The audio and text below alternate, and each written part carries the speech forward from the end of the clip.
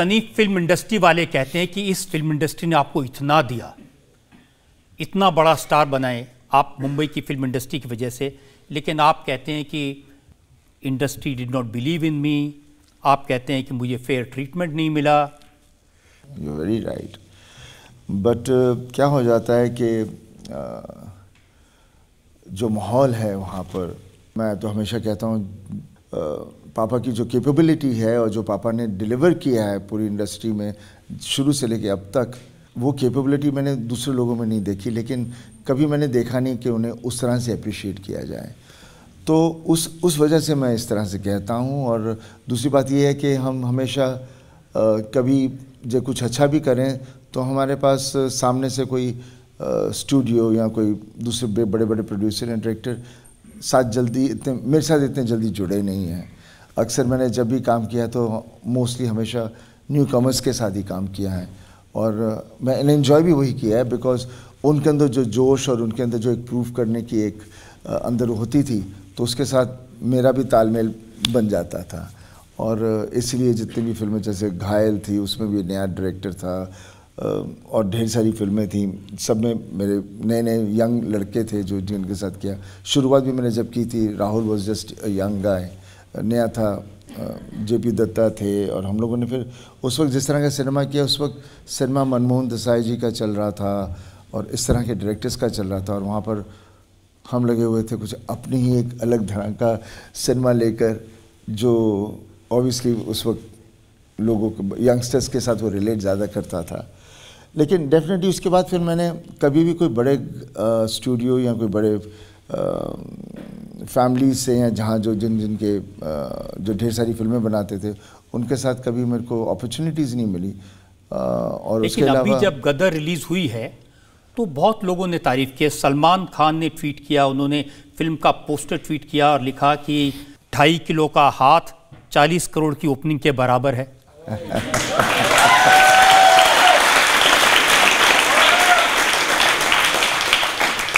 सलमान और हम दोनों में हमारा एक अलग ही इक्वेशन है, and obviously I am senior to him, तो जब मैं था, he used to come on the sets, आता था, he had always great regards for me, और वो हमेशा वो बॉन्ड रहा है, पापा के साथ उसका बहुत अच्छा बॉन्ड रहा है, and so that is a give and take जो बहुत कम लोगों के साथ होता है। और ऑब्वियसली ये नहीं है कि सब मेरे कोलीग्स हैं, everybody wants, I have my bond with everyone, पर मैं कुछ मुझे लगता है कि जो भी हमें जो पसंद है तो पसंद करिए, नहीं करते तो ना करिए। इस बार तो शाहरुख ने भी तारीफ की है।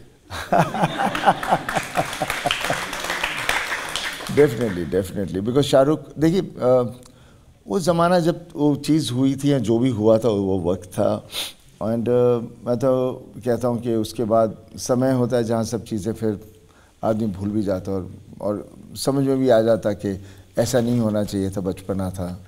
तो डेफिनेटली उसके बाद मैं शाहरुख कई बार मिले हैं, ऐसे ही मिले हैं और बातचीत कई हुई है कई चीज़ों के बारे में, कोई फिल्मों के बारे में भी हम लोग बातचीत की है।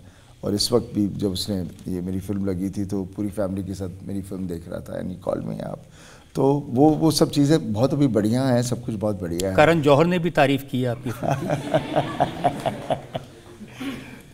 चलिए मैं माफ़ी मांगता हूँ।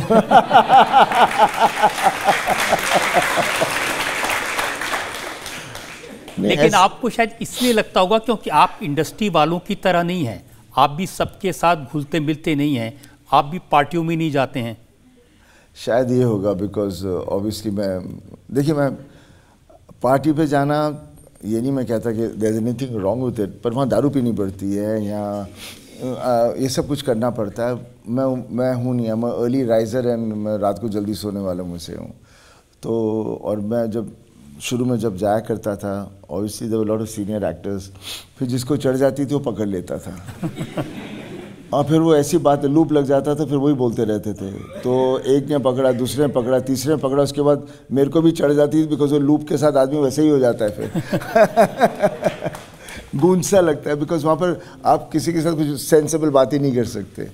But that was that period, I think. अभी एंड देन हर आदमी का अपना एक पर्सनैलिटी, एक फैशन सा है, आपको भी पाजी सब कहते हैं।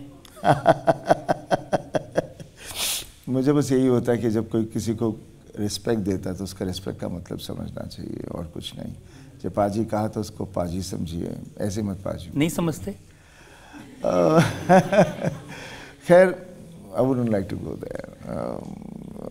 ये है, हम ये दुनिया हमारी ऐसी हो गई है जहाँ पर हम लोग अपॉर्चुनिटीज़ देखते हैं और कैसे क्या करना, आगे बढ़ने के रास्ते ढूंढते हैं।